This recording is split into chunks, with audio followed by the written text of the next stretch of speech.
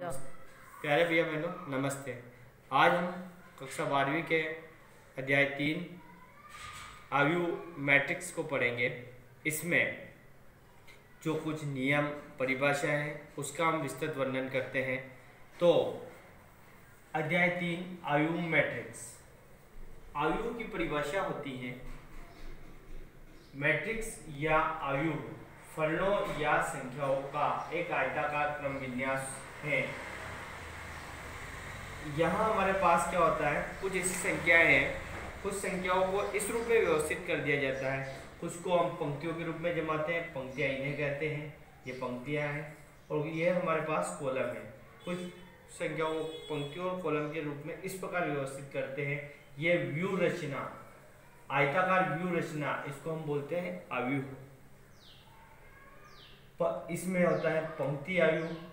यदि किसी आयु में केवल एक ही पंक्ति हो तो उसे हम पंक्ति आयु कहते हैं।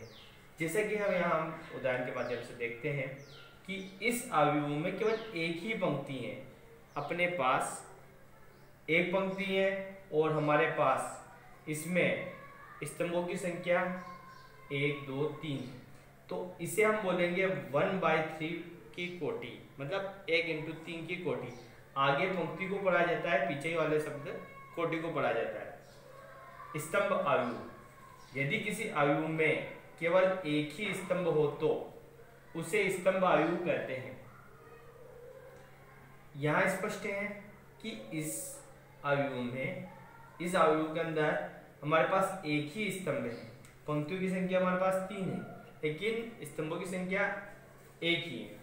यह होगा स्तंभ आयु। इसको लिखेंगे 3 × 1, तब 3/1 कोटि का होगा। शून्य आयु, यदि किसी आयु के सभी अवयव शून्य हो तो उसे शून्य आयु कहते हैं। मतलब इस प्रकार के आयु में क्या होते हैं, सारे अवयव क्या होना चाहिए, शून्य होना चाहिए। ये शून्य अवयव होगा। आयताकार आयु, इस प्रकार के आयु में पंक्ति एवं कॉलम समान नहीं होते हैं। या तो पंक्तियों की संख्या ज्यादा होगी या कॉलम की संख्या ज्यादा होगी। जिसमें जैसे ये फॉर एग्जाम्पल, इसमें पंक्तियों की संख्या 2 है, कॉलमों की संख्या 3 है। इसमें हमारे पास पंक्तियों की संख्या 3 है, कॉलम की संख्या 2 है। तो ये आयताकार श्रेणी के आयु कहलाएंगे। वर्गाकार आयु, यदि किसी आयु में पंक्तियां तथा स्तंभों की संख्या समान हो तो उसे वर्गाकार आयु कहते हैं। इस प्रकार के आयु में अगर 2 पंक्तियां हैं तो 2 कॉलम है, तो इस प्रकार कॉलम को हम क्या बोलेंगे, 2/2 का वर्गाकार मैट्रिक्स।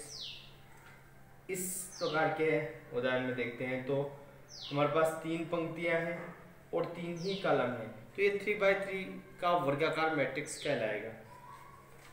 किसी विकर्ण आयु वह वर्ग आयु जिसके मुख्य विकर्ण पर स्थित अवयवों के अतिरिक्त सभी अवयव शून्य हो तो विकर्ण आयु कहते हैं।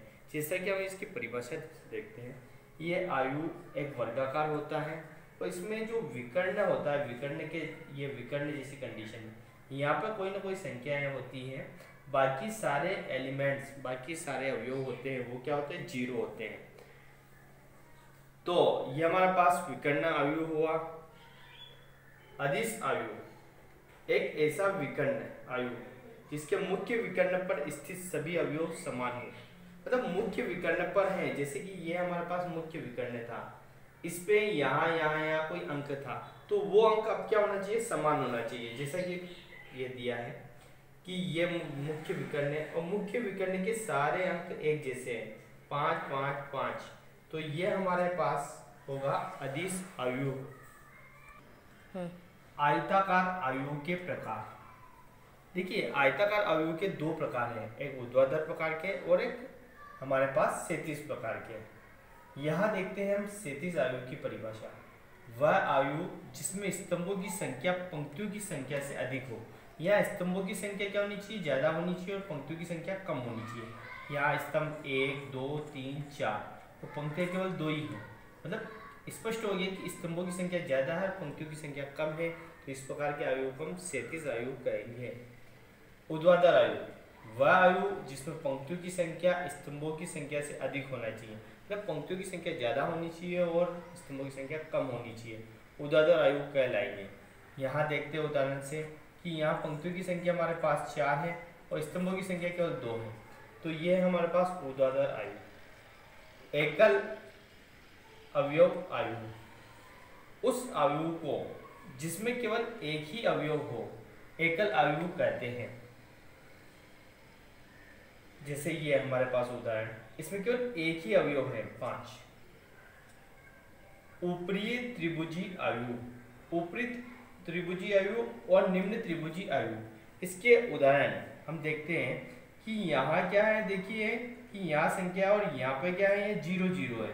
इस प्रकार की कंडीशन में यहाँ 0 है, तो ये हमारे पास ऊपर संख्या है और नीचे एक त्रिभुज बन रहा है, तो इसको हम बोलेंगे ऊपरी त्रिभुजी आयु। और इस प्रकार की कंडीशन बनती है तो ये बोलेंगे हम निम्न त्रिभुजी आयु।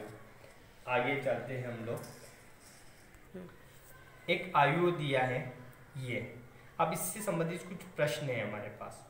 इसमें कितनी पंक्तियां हैं, तो हम देखते हैं इसमें कितनी पंक्तियां हमारे पास, 2 पंक्तियां हैं, तो हम लिखेंगे 2 पंक्तियां। कितने स्तंभ हैं इसमें, तो यहाँ हमारे पास 1 2 3 4 स्तंभ हैं। इसकी कोटि क्या है, 2 पंक्तियां और 4 स्तंभ है, तो 2 × 4 2/4 कोटि। अवयव A3, देखिए आगे वाला है पंक्ति और पीछे वाला है कॉलम। पहली पंक्ति का तीसरा कॉलम है ना, पहली पंक्ति ये है हमारे पास, उसका तीसरा कॉलम ये है। पहली पंक्ति के तीसरे कॉलम के स्थान पर कौन है, तो हम देखते हैं पहली पंक्ति के तीसरे कॉलम के स्थान पर कौन है हमारे पास, 3, तो इसका मान हो गया 3। अवयव 2 4, दूसरी पंक्ति के चौथे स्थान पर, दूसरी पंक्ति के चौथे स्थान पर हमारे पास कौन सा है, ये दूसरी पंक्ति है और ये चौथा कॉलम, इसमें इस स्थान पर कौन है, 6, तो ये हमारे पास हो गया 6। तो छात्रों आज अपन ने आयु के से संबंधित परिभाषाओं का अच्छी तरह से अध्ययन किया है। अपन नेक्स्ट वीडियो में इसके जो नियम है नियमों के बारे में और इसके अतिरिक्त कुछ सवालों को हम हल करके देखेंगे, तो आप बने रहें और हमारे नेक्स्ट वीडियो को प्राप्त करने के लिए वीडियो को सब्सक्राइब करें और घंटी के आइकॉन को क्लिक करें। धन्यवाद।